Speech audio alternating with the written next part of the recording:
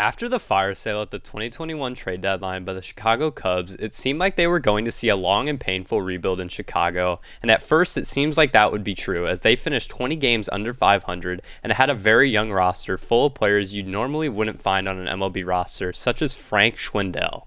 In that year's offseason, we saw the Cubs bring in some guys in free agency that would most likely be trade bait, such as David Robertson, Drew Smyly, and Marcus Stroman. But they also brought in a big Japanese free agent signing in Seiya Suzuki, who they planned on having a part of their core for 5 years, but has lost his hype a little over the year, but is still a very great player who posted the second best OPS plus on this team in 2022 at 114. But the team still wasn't very good, and they weren't expected to be, with a roster that still wasn't very well rounded, with hitters like Nick Madrigal and Alfonso Rivas posting below 80 OPS pluses, but at the deadline they would actually have a way less active deadline than the previous year, only selling off a few relief pitchers in Scott Efros to the Yankees, Chris Martin to the Dodgers, and David Robertson to the Phillies. They would finish the season with a slight improvement from the 2021 season at 74 and 88, only 14 games under 500, but it still looked like a long rebuild for the Cubs was in progress. But in free agency, the Cubs would have an extremely active offseason, bringing in 5 new players, including Cody Bellinger, Brad Boxberger, Jamison Tyone, Dansby Swanson, and Tucker Barnhart.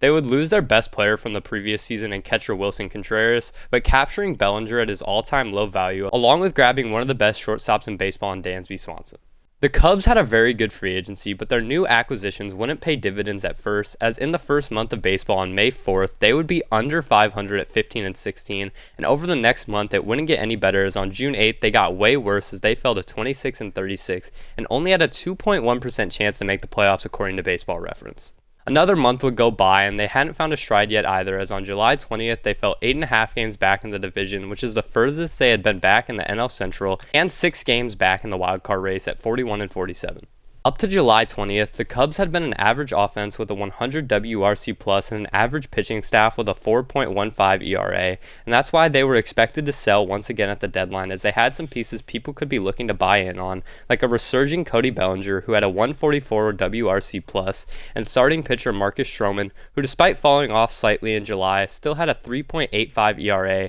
and a 3.24 FIP. Sadly for teams trying to trade for these players, the Cubs would start to turn everything around following July 20th. Following July 20th, they would go 12 and 3 in the period and no longer look to sell. They actually bought, bringing in one of my favorite players from this deadline in Jeimer Candelario, who has a 128 OPS plus and was a huge pickup for the Cubs to add to an offense that has been surging, posting the second best WRC plus since July 20th at 138 and has scored the most runs at 101. And are now tied for the third wildcard spot and only 1.5 game back of the division leaders in the NL Central and the Milwaukee Brewers. Now, what has made this Cubs team turn around so drastically? Well, first you have to give credit to their new offseason signing in Cody Bellinger.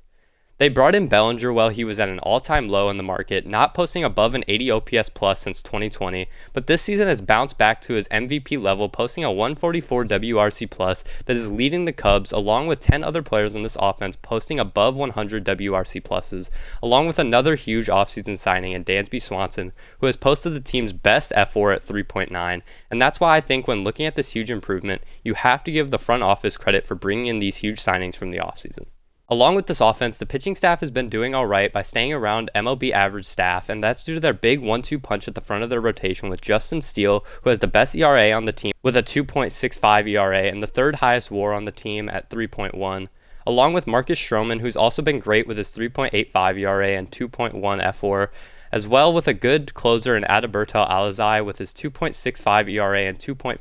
xERA and his 13 saves. At this point, Fangraphs now gives the Cubs a 50.8% chance to make the playoffs, and I think they very well could, even if they slow down from their current state. I think this team is good enough to sneak into the playoffs with the current state of the National League, and if they make some splashes in the next offseason and bring in some more starting pitching and maybe another reliever, along with keeping Cody Bellinger in town, I think we very well could be seeing a brand new World Series core being built in Chicago.